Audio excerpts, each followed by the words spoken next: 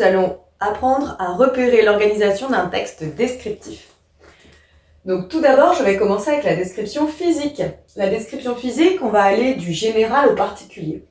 Et dans une description physique, il y aura du vocabulaire soit amélioratif, soit péjoratif, donc positif ou négatif, pour résumer.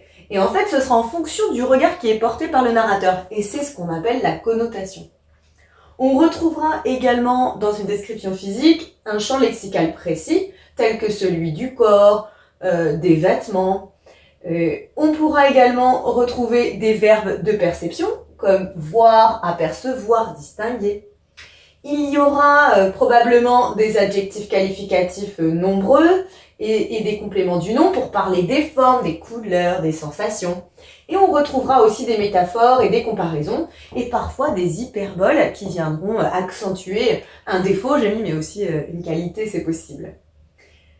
Dans une description morale maintenant, eh bien, il y aura aussi une connotation bien souvent en fonction du regard porté par le narrateur, donc avec du vocabulaire soit amélioratif, soit péjoratif concernant ce personnage.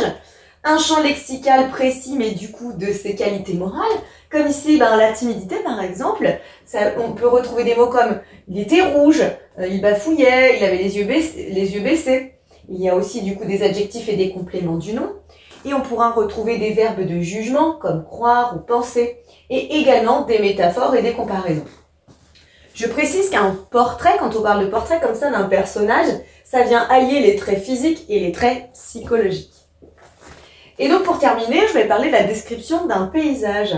Donc quand un paysage est décrit, on retrouvera souvent des connecteurs spatiaux, donc de lieux, comme à gauche, à droite, en haut, en bas. On aura aussi toujours une connotation en fonction du regard du narrateur, souvent, même si parfois la description peut être neutre. On aura un champ lexical précis, et voire même des réseaux lexicaux, donc il peut y avoir plusieurs champs lexicaux qui viennent se combiner, comme un champ lexical, je mets ici de la ville, ou de la campagne, ou de l'école, en fonction de ce qui est décrit. On retrouvera, vu que c'est une description, des adjectifs et des compléments du nom, et on aura aussi des verbes qui sont associés au sens, comme voir, écouter, sentir, goûter. Eh bien oui, parce que tout ça, ça rend plus vivant la description. À toi de jouer à présent. Pour t'entraîner sur justement les textes descriptifs, je te propose le portrait d'un personnage qui s'appelle Julien Sorel et qui est le personnage principal d'un roman s'intitulant Le Rouge et le Noir et qui a été écrit par Stendhal. Je te lis donc ce portrait. Il avait les joues pourpres et les yeux baissés. C'était un petit homme de 18 à 19 ans, faible en apparence, avec des traits irréguliers mais délicats et un nez aquilin. De grands yeux noirs qui, dans les moments tranquilles, annonçaient de la réflexion et du feu, étaient animés en cet instant de la haine la plus féroce. Eh bien, dans ce portrait, il y a un mélange de description physique et de description morale. Et donc, on va essayer de souligner en vert tout ce qui appartient à la description physique et en rouge ce qui appartient à la description morale. Je pense que certains termes peuvent être mis plus ou moins dans les deux. On commence. Et peut-être que d'ailleurs certains mots te posent problème, je vais les expliquer. Pourpre, ça veut dire rouge violacé un petit peu, rouge-violet. Et un nez aquilin. Aquilin veut dire qu'il a la forme de l'aigle. Donc c'est un nez qui ressemble à un nez d'aigle. Donc là, je commence. Il avait les joues pourpres. Alors, selon toi, avoir les joues pourpres, c'est de la description physique ou morale? On va mettre ça dans la description physique, mais on pourrait dire effectivement que ça vient accentuer un caractère moral parce que du coup, les yeux baissés, là, on est plutôt sur de la morale. Parce qu'en fait, notre personnage, eh bien, on dirait qu'il est un peu timide. C'était un petit homme. Donc là, hop, petit homme, on est sur de la description physique. De 18 à 19 ans, donc on a bien compris qu'il était jeune. Faible en apparence.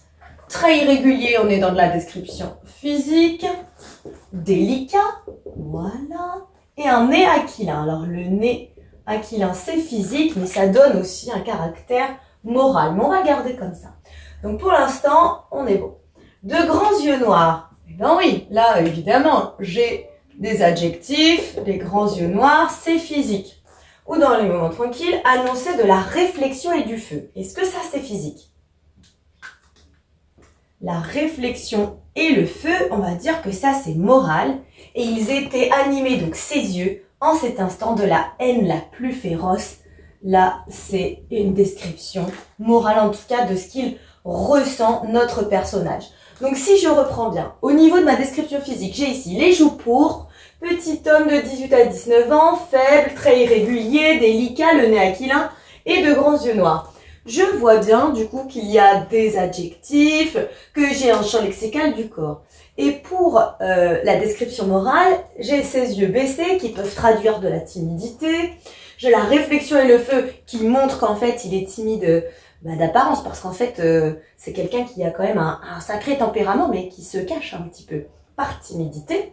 Et que là, la haine la plus féroce, c'était ce dont je parlais tout à l'heure, c'est cette hyperbole qui est ici utilisée, mais pas pour parler d'un défaut, mais pour montrer de ce qu'il ressent vraiment.